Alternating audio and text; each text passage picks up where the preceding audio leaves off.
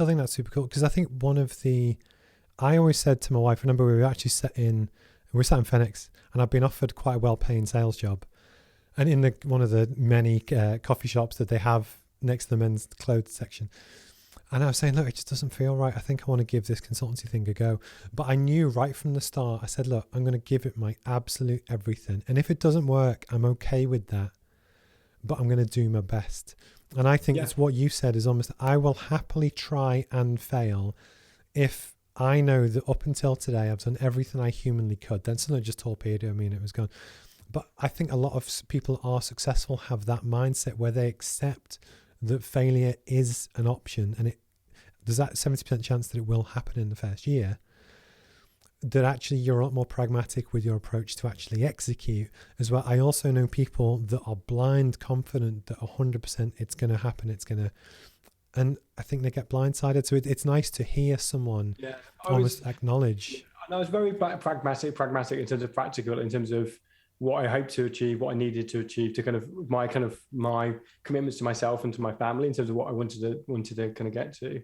But it wasn't easy. And I remember there's some car journeys we've had when we were driving to see back from Sheffield. And I remember it was a gloomy day, having the car, and I was feeling low, and I was like, I don't know if this is going to work. Like, I just don't know. Like, it was early days, I had self-doubt. And she, to Claire's credit, she said, well, I think you absolutely will. Think about what you have achieved in terms of doing this. And I go back to that now, person in the car, and it's not laughable, but you kind of it's, if only you could see how things will develop. But it's definitely, no matter how pragmatic, no matter how things are, I definitely had.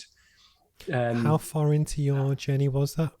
So probably 3, 4, 5 months in terms of that time, in terms of some wins and not wins. And it was just I think the challenging for me in terms of, particularly for the consultancy work where you're building on, developing networks, relationships, and you need to, from a consultant, you need 3 things to happen. You need someone to want to work with you.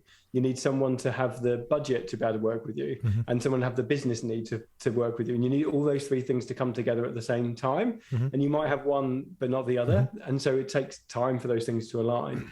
And I think it was just a sense of, at the time, was I couldn't control what was the business that was going to come to me, if that makes sense. I could control meeting people all the time, and I enjoyed that. I could control networking, learning about business and putting things out there, but I couldn't control the stuff that was coming in. And I was just having concerns at that point in time, saying, I can't see that. I don't know what it's going to look like, and because I hadn't done it before. So I had no roadmap, to your example. I had ideas, but I didn't know what it felt like. But I think just being honest and talking about it, because I had the same, and I teach people how to do this, but it was almost that I had my first 2 clients. First client was, ironically, was in New York. That was before I even set up. Then I got 2 really quick wins. Then it was quiet for a bit. And by 6 months, I then had sustainable retained income. But my path was exactly the same. But the reason why I like to talk about this is because there will be people that might see this who are currently 4 months in thinking, oh, fuck, the work's not coming in. I'm not getting the leads. I'm worried about. And if all they ever see online is people saying, oh, it was brilliant. Yeah, I do this in 23 countries. It's not the true picture. So I always like to talk about my journey, because actually there will be someone out there. And that's why it was great to hear yours. Again, I think depending on your mindset, and I think it's really important to be self-aware in terms of, this is why I kind of talk. I'm very lucky with Claire that I can be kind of open with her, and I challenge myself, and I'm aware of story. I think very much of what story am I telling myself now? So I knew in that car, so my telling it's a very negative story. That's not right or wrong, but that was the reality.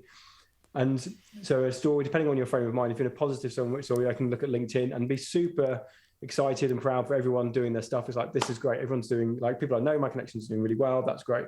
Another day and this doesn't happen very often, luckily enough, but it does happen, where you're telling yourself a story saying, these things aren't working to me. Everyone's doing so much better. I should be doing more. I'm not good. Depending on what story you're telling yourself will be how you interact with the world and the information that you see and share. And I think it's really useful to be aware of that as well.